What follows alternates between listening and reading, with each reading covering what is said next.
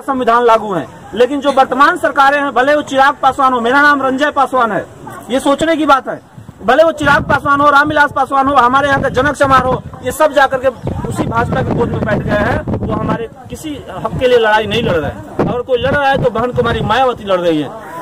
2017 में बहन जी ने हम दलितों के लिए इस्तीफा दे दिया कि अगर हमें सांसद में नहीं बोलने दोगे तो हम दलितों का लड़ाई हम रोड पर से लड़ेंगे, और बहन जी आकर रोड पर से लड़ाई लड़ रही हैं। और फिर बहन जी को सांसद में भेजना है और इनको भी भेजना है, क्योंकि यही बहन जी का हाथ मजबूत कर सकते हैं और हम ही लोग कर सकते हैं। ये आप लोग को संदेश रहेगा हम लोग की तरफ से। उम्मीद करते हैं कि आप लोग वोट करेंगे और बहन जी को प्रधानमंत्री बनाएंगे।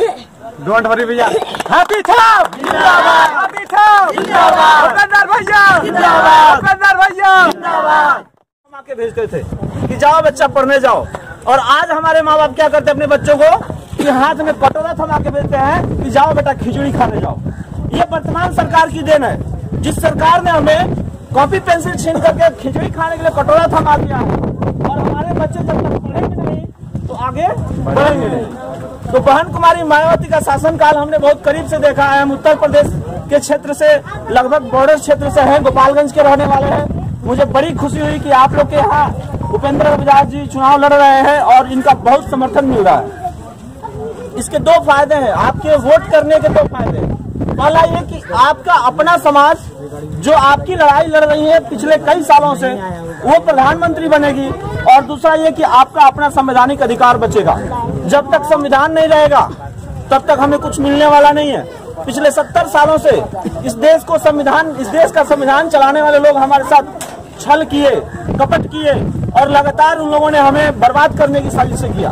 लेकिन इस बार बहन जी प्रधानमंत्री बनने वाली है। मैं इस बात का द्योतक हूँ कि हमारे गोपालगंज से भी बहुजन समाज पार्टी के सांसद निकलेगा, बिहार से भी कई जिलों से निकलेगा, उत्तर प्रदेश से लगभग आपने ओपिनियन पोल देखा होगा, एग्जिट पोल देखा होगा, वहां से भी हमारी सीटें निकल रही हैं। और इस परिस्थिति में बहन कुमारी मायावती इस देश के प्रधानमंत्री बनने वाली है। तो इसमें आपका योगदान होना बहुत जरूरी है, नौजवानों का योगदान होना बहुत जरूरी है। भाई उपेंद्र रविदास जी के माध्यम से भी आप लोग कुछ बातें सुने, इनको जाने। सर आप उपेंद्र भैया जिंदाबाद जिंदाबाद जिंदाबाद, उपेंद्र भैया जिंदाबाद जिंदाबाद जिंदाबाद, भैया जिंदाबाद जिंदाबाद जिंदाबाद, भैया जिंदाबाद जिंदाबाद जिंदाबाद, भैया जिंदाबाद जिंदाबाद जिंदाबाद, भैया जिंदाबाद जिंदाबाद जिंदाबाद। उपेंद्र सर के माध्यम से कुछ आप लोग सुनिए, ये क्या कहना चाहते हैं जमुई वासियों को। आज भी हमारे जमुई में रोजगार नहीं है, रोजगार की कमी है। सब प्रदेश जाते हैं, इसको कमाने के लिए नहीं मिलता है। बाहर में महाराष्ट्र और गुजरात में भेजा जाता है, किसको भेजा जाता है बिहार के नाम पे। नक्सल कहा जाता है। किसने बनाया नक्सल? जब हमारे सरकार ने बनाया है। और नक्सल बल के कितने जन को जेल में डाला है? क्या कभी किसी ने आवाज उठाया है? नहीं उठाया है। सिर्फ वोट लेने के लिए आप लोग के पास आता है, मगर 5 साल कहाँ जब जाता है तो आज तक कुछ भी नहीं किया। मैं आप लोग के बीच में रोजगार देने की बात करता हूँ, नेता बनने की बात नहीं करता, क्योंकि मैं कोई नेता नहीं हूँ, मैं जमुई का बेटा हूँ। और आप लोग नवयुवक से मुझे उम्मीद है, क्योंकि भविष्य यहाँ का नवयुवक ही है।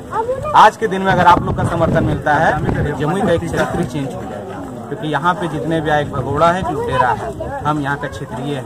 और हम यहाँ पे साल का 12 महीना लड़ते भी। हाल ही में आपने झाझा में सुना हुआ एक डीएसपी कांड हुआ था, वो हमारे साथ ही हुआ था। हाल में एक मंडल जी का अपहरण हो गया था, उसको छुड़ाने के लिए उपेंद्र रविदास रोड पे आया था।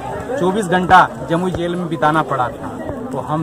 तो आप लोग के बीच में हम आए हुए हैं वोट लेने के लिए, मगर आप लोग का अगर सहमति रहा हम जमुई का काया चेंज कर सकते हैं।